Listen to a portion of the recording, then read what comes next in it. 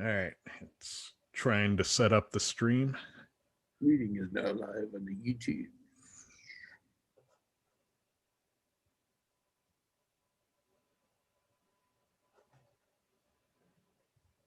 Fight Club. All right, popping out the chat.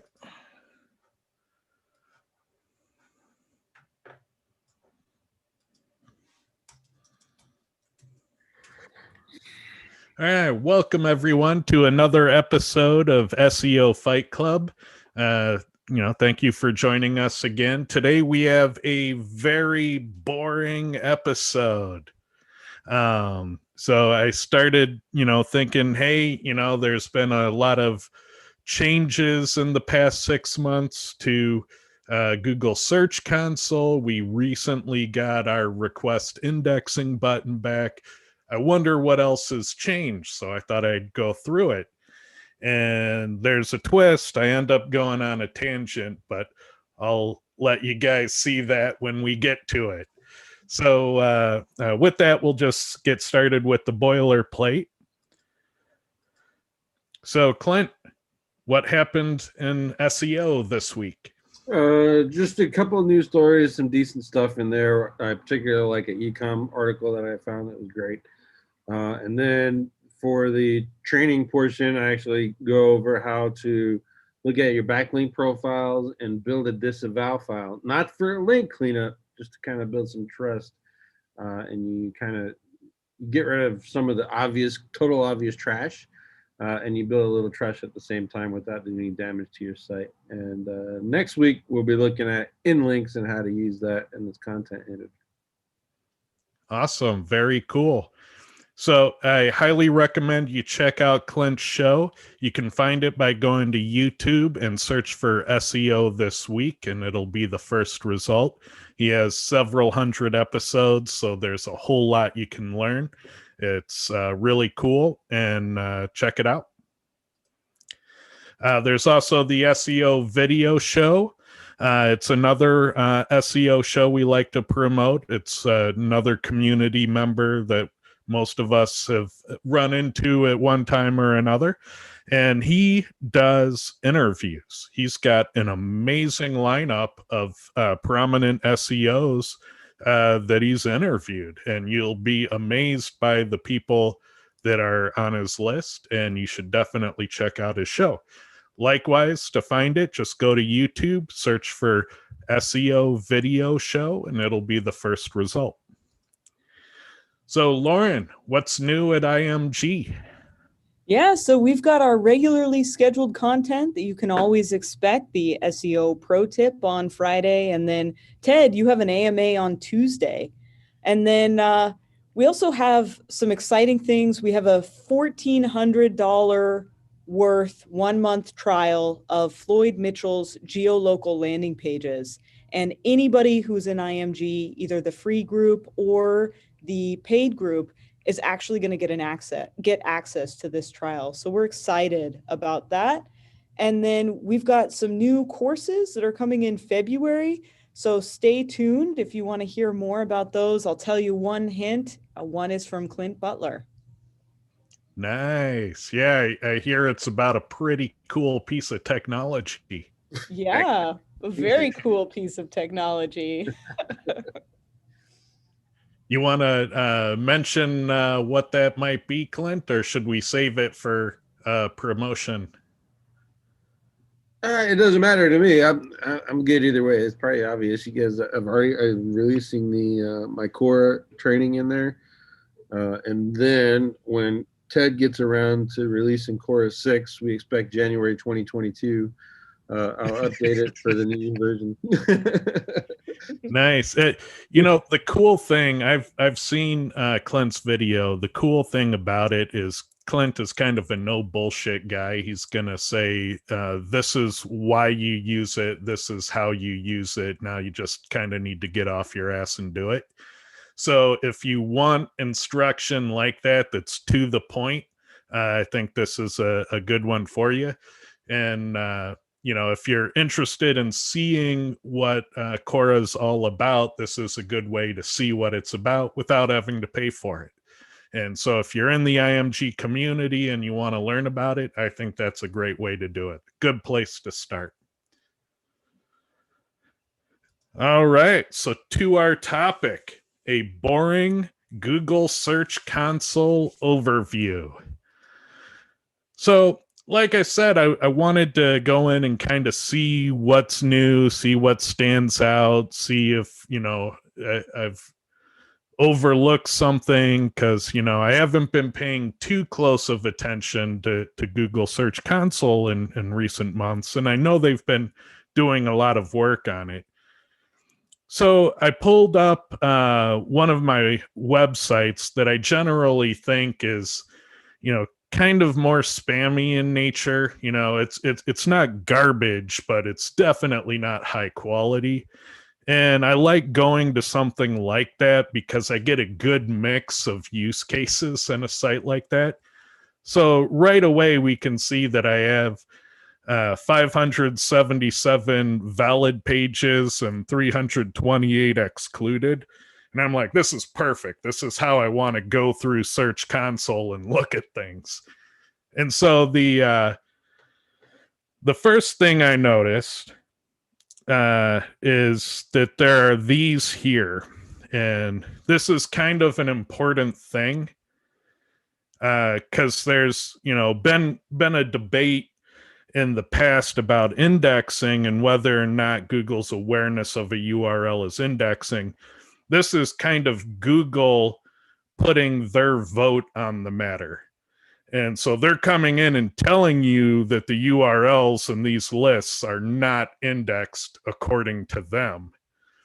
You can go and search those URLs in Google, and Google is aware of them. So now there's a new piece of information in here that Google's telling you what is indexed and what isn't. And so this, kind of supports the theory that it's more complicated than what the SEO industry has originally considered. So we're seeing that in Search Console here. There's a number of other things here that I thought were interesting. Soft 404s are no longer error pages, so that I thought was interesting.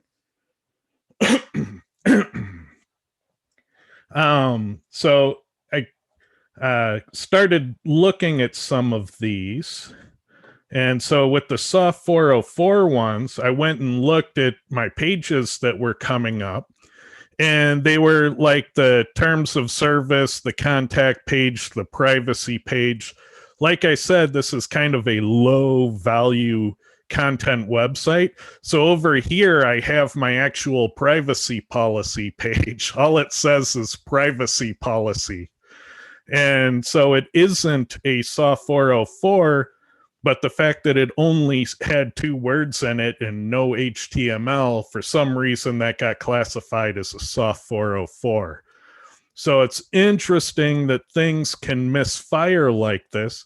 I believe there was also an article in Search Engine Roundtable about how long does it take Google to convert an out-of-stock e-commerce page into a soft 404. The interesting part is John Mueller actually responded that happens. And so that is, something else that I would consider a soft 404 misfire. It's like, why would you do that? Why wouldn't you create something else, some other term for that? And you could handle it the same way, but why call it something that it's technically not? So I thought that was interesting. And then I clicked on one of the excluded URLs. So one of those 300 and some. And, I like the fact that all over the place, they seem to be showing us when Googlebot last visited. So I thought that was pretty cool. And they give you 2 options when you click on one of those, basically to inspect or test the robots.txt. So obviously I went to the inspect. And then it started getting more interesting. So crawled, currently not indexed. this discovery portion, this is how Google found your page. So if I assume if it found it on somebody else's website and crawled through, that would be reflected here. If they found it on a sitemap, it would be reflected here. If they found it from an internal reference from some other part of your page, that's what happened in my case. And then they tell you about how it was crawled. And these two values I looked at and I was like, that could mean a couple of things. Crawl allowed. Obviously, there are things you can do on your website and then Google Search Console to disallow Google to crawl your website. So it's looking at those. But could it also mean, like, if Google had a setting to say, no, your website isn't allowed to be crawled, would there be an indicator? Same thing with the indexing. So you can have a no index directive, but, is Google going to alert whether they flip a switch to say no indexing? I checked the docs for Google Search Console, and the answer is no. They're not going to tell you any Google side indicators. These are all just indicators of the website blocking itself, and that's all you get from these indicators. So I thought that was interesting. So I did a live test on the excluded URL. I found this wording to be interesting. The URL will be indexed only if certain conditions are met, and they gave us a link.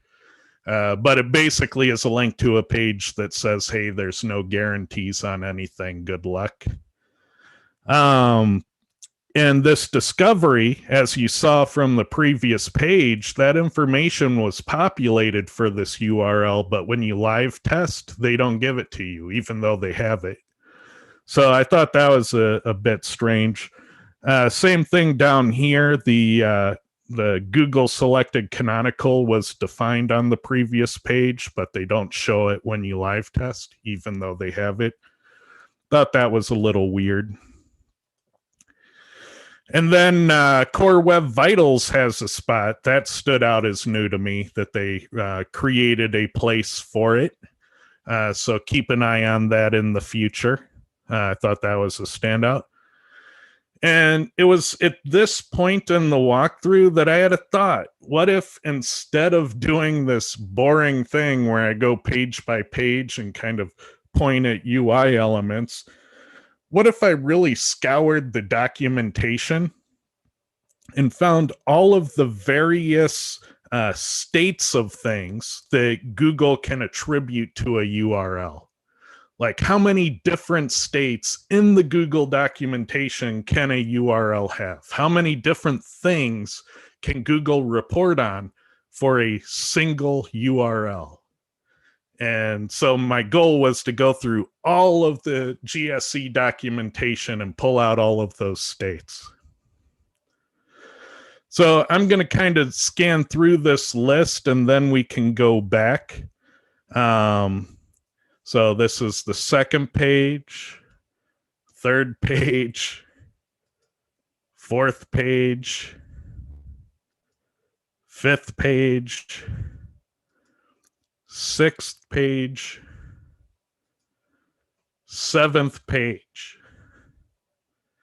So that's about 130 different states that Google can report on, 130 different flags that can be set for a URL in Google Search Console, according to Google's own documentation.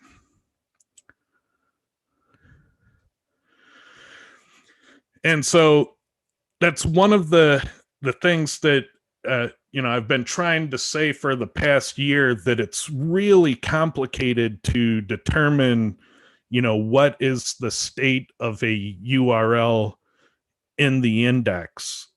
Because, if you type in your keyword and you see your URL, you can definitively say, yes, it is indexed. you can no longer really say, well, I searched for the URL and I found that Google's aware of the URL, so it's indexed. You can't give that, yes, it's indexed to somebody, because there are potentially 130 at least reasons why it might not be findable in search. And some of those could be ranking, but some of those could be technical issues on your server. Some of those could be penalties, algorithmic or manual. Some of those could be, something as simple as indexing is offline, like it was in December. There's a lot of reasons why your page might not be in search.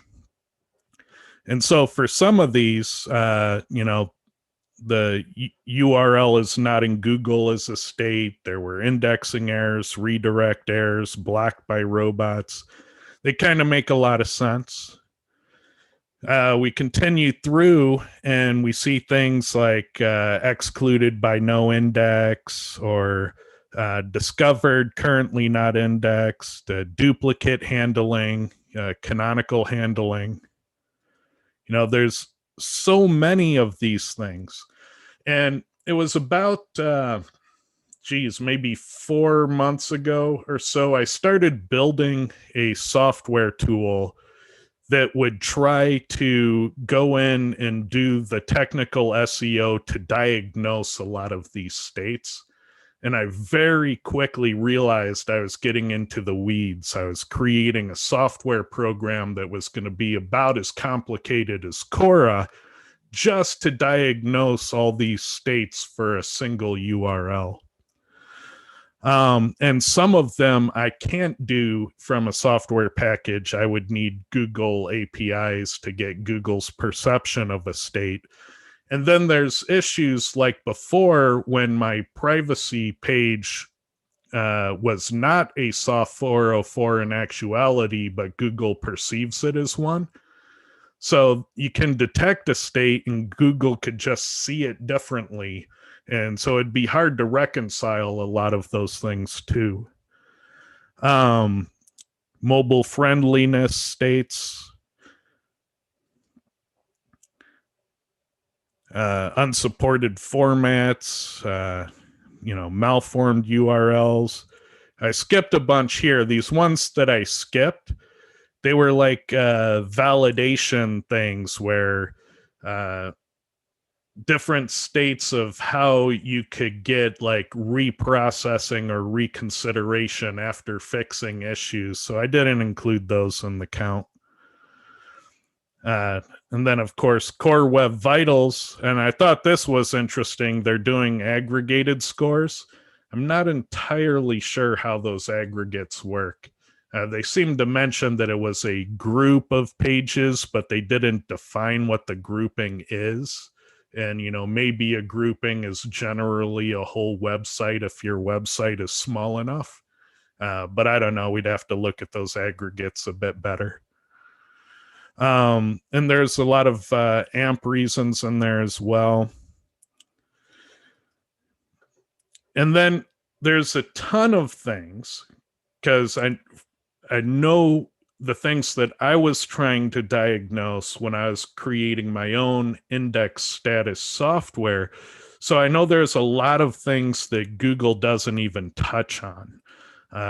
They don't touch on, the SEO reasons why you might not rank, like maybe you don't have good on page, or maybe you don't have enough backlinks.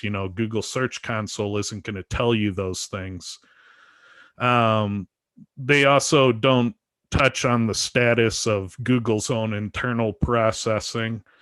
They don't diagnose network or server configuration issues. So if you have wildcard domains on, you might be cannibalizing your own pages from other subdomains and not even know it. There's a lot of things that aren't in there. They do have a spot for Core Web Vitals in there, but they don't do other page speed metrics that might be important. There's nothing in there about GMB states. You'd probably have to go to the GMB website to get those error states. So that's, once you get into local, you need a whole nother admin console to kind of sort out the big picture. And then, of course, there was nothing in there for schema errors or things of that nature that relate to how you appear in search that might be meaningful. And there's definitely no mention of rankings as a probability for time sharing and position testing. On the schema, there is a message that comes up as you apply it.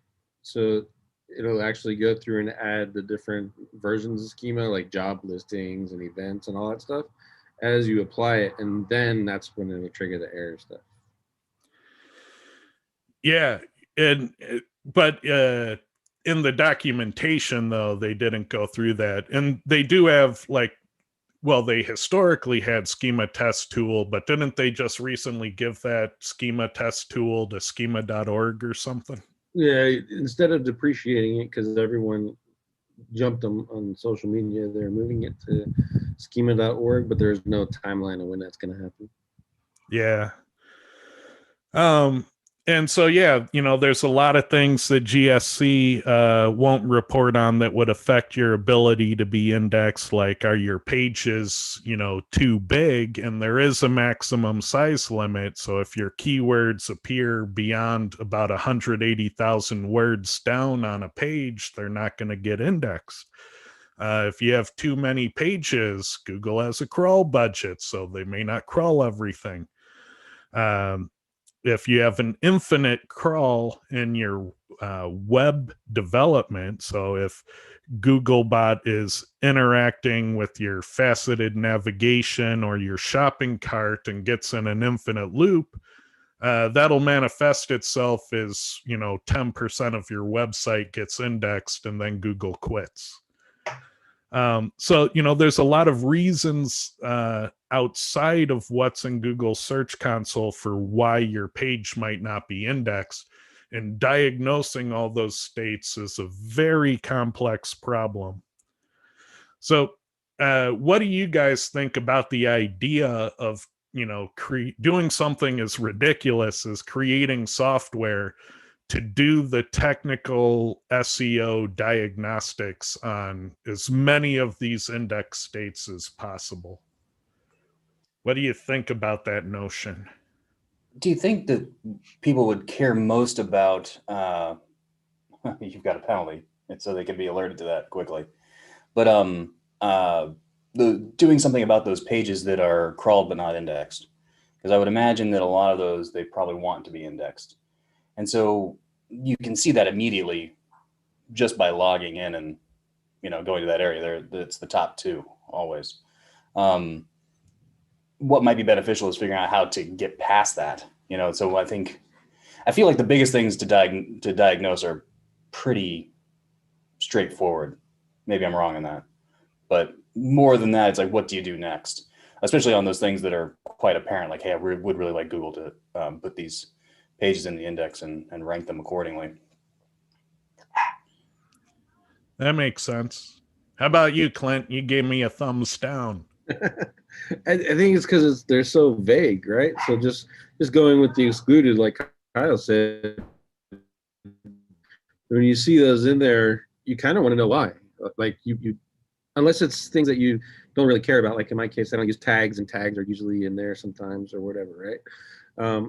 But on mass sites, if you're doing large sites, that list goes up and down a lot, and typically goes up a lot. But there's no indication of why Google decided that one page versus another page is worthy versus not, right? So I think if you were able to figure that out in a software of what is the rules for those excluded specifically versus the general 250 word description that Google puts in their documentation, you'd probably be a hero to a lot of people. Yeah. Now, if you could analyze this list of 130 things and then use math. Like then you scan the 300 pages that are excluded and you say which issues are most common among the 300 excluded pages. Some basic stats like that might be very telling. Well, it probably leads you in a better direction than what the documentation and what's in there now, right? So Yep. Very true. So, what do you think of the current state of Google Search Console? What parts of it do you use and like, and what parts do you think are crap? the part that I use and like is the performance section, impressions, and the CTR, the click-through rate. I like those. And then the parts that I think that are crap is everything else. Yeah, I really miss a couple parts of the old Google Search Console that were very diagnostic. Like I would use the HTML improvements part of the classic Search Console because they would tell me about duplicate titles and duplicate meta descriptions. And they would give example URLs, and I could use that. I could go, oh, these pages have the same title. That's a problem. I could look at the URLs and go, oh, they're using faceted navigation. They're alternating between product color. And so I can say, infinite crawl. If we get that faceted navigation out of, Googlebot's purview, then we can solve this. But that kind of went away in this new one. It gets a bit trickier to figure out, what exactly the duplicates are and how they're doing a Cartesian product on things in the URL to get to it. Plus, I think if you're using it to identify errors on your website, by the time Search Console reports it, it's too late. Yeah, So, yeah, that's true too. Probably Screaming Frog is a better tool for that job. yeah. And then also, on a side note, because we're talking about Search Console, the disavow tool is part of Search Console. They created a new one. To me, it looks like they just updated the UI, but they created a new one and they're depreciating the old one. And your disavow files will not port over. So my guess is that when they just shut off the old one completely, if you had disavow files that were protecting you and you noticed ranking drops, you might want to go into the new one and move your disavow files over. But I would be proactive and do that like now. Should people test if they need those disavow lists? Because a lot of people have them and they're 10 years old now. Yeah, I would say probably if they're that old, you just need to make a new one anyway, because most of those links are probably dead and they're not doing you any harm anyway. So, and it's probably a good time. I'd like to revisit that over and over again. Like clintbutler.net, that got hit with some GSA spam. I made a software developer angry because he made a SEO tool.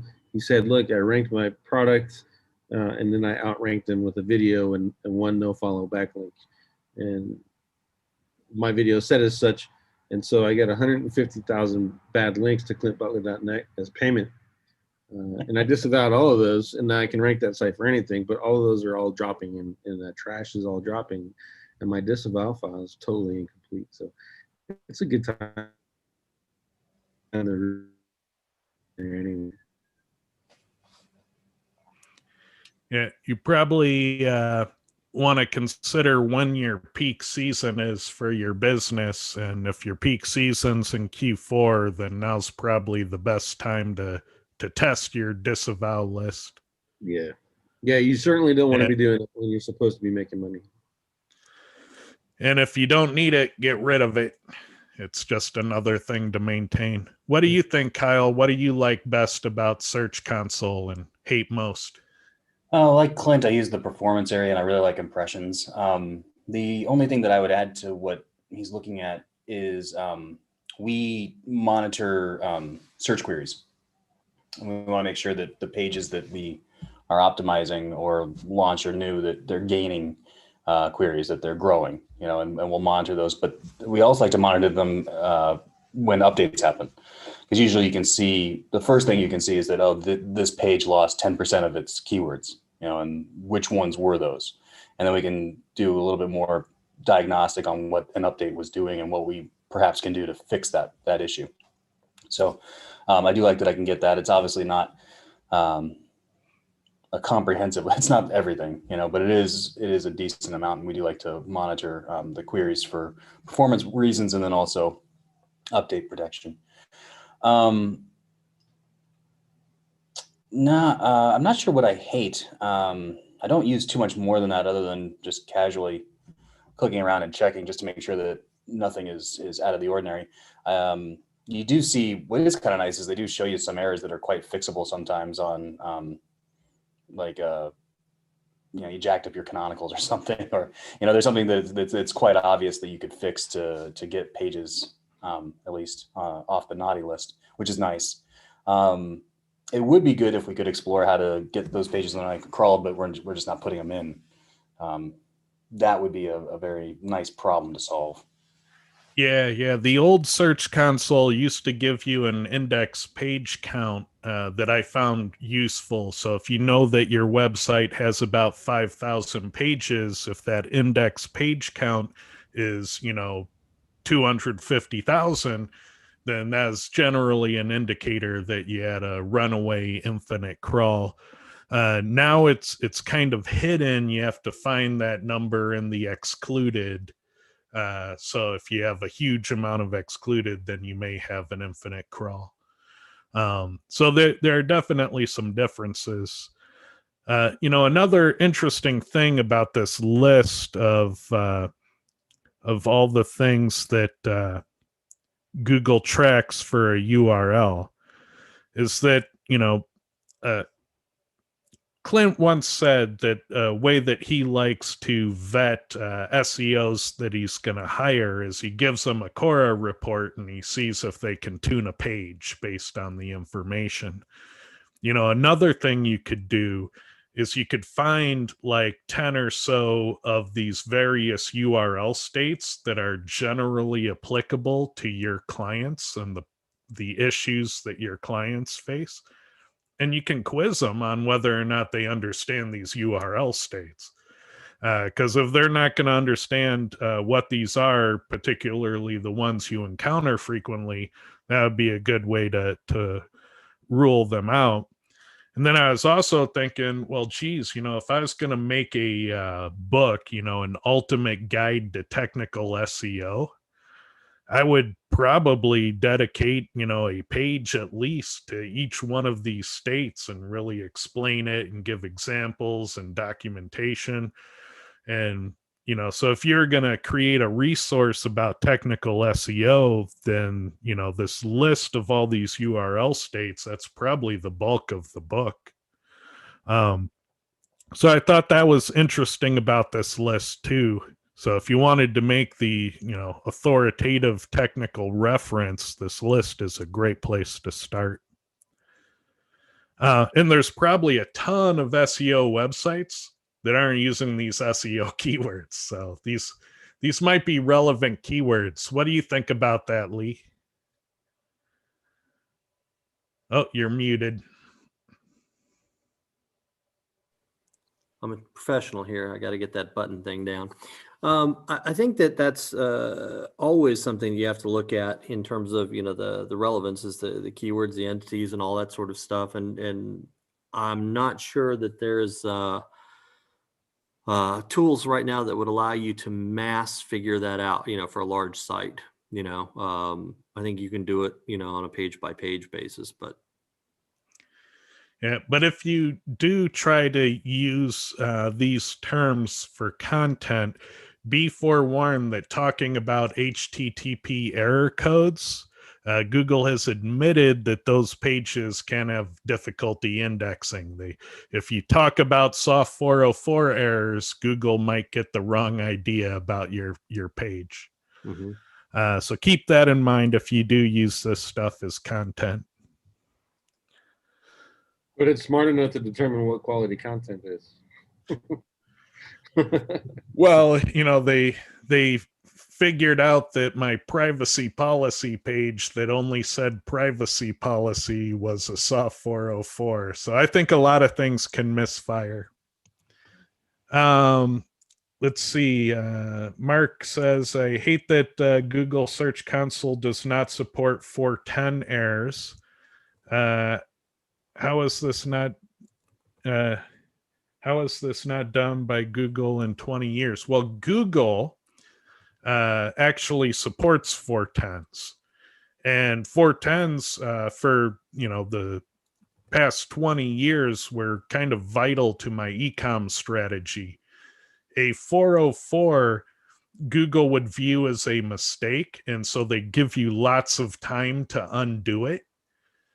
And then eventually, and back then, years ago, it was on the order of months later, they would remove you from the index. But if you're an online retailer and you sell 25 different sterling silver amethyst bracelets, and the one that you had in search went out of stock, you would want to get the next one in line into search so that you can continue selling different units for that keyword. But you couldn't wait months to get that out of stock one out of there. So you could 410 it, and the 410 would get the out of stock out of the index usually in a couple days. And so we built our store to 410 out of stocks automatically, just so we could always be presenting our in-stock inventory.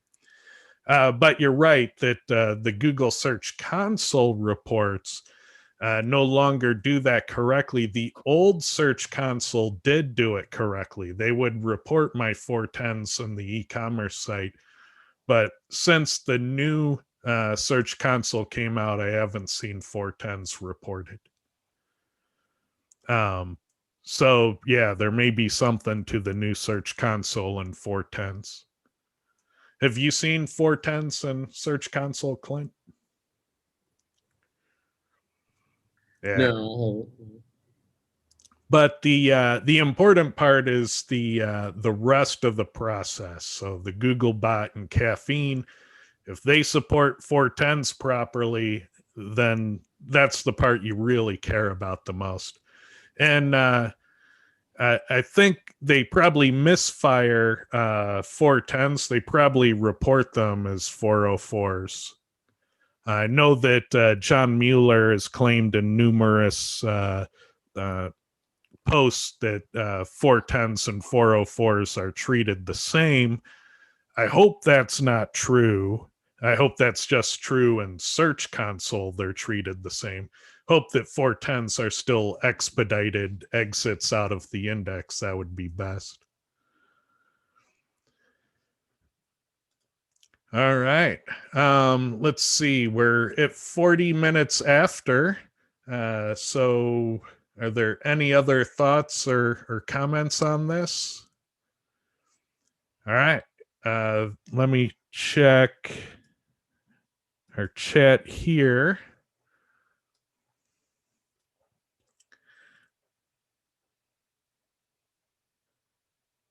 And yeah, I don't see any questions here. So we'll call that a wrap. Thank you, everyone, for another episode of SEO Fight Club. This one I thought is really interesting because I think there's got to be something golden in there in trying to detect all these diagnostic states. And if there is a tool that could do that, that would be pretty darn amazing. It'd be like the technical SEO tool. Show me all of the states that apply to the URL I enter and give me the list of all that apply. That would be a cool tool. But it's a tough one. I've tried cracking that nut, and that's a beast. Especially when you get into the things that are beyond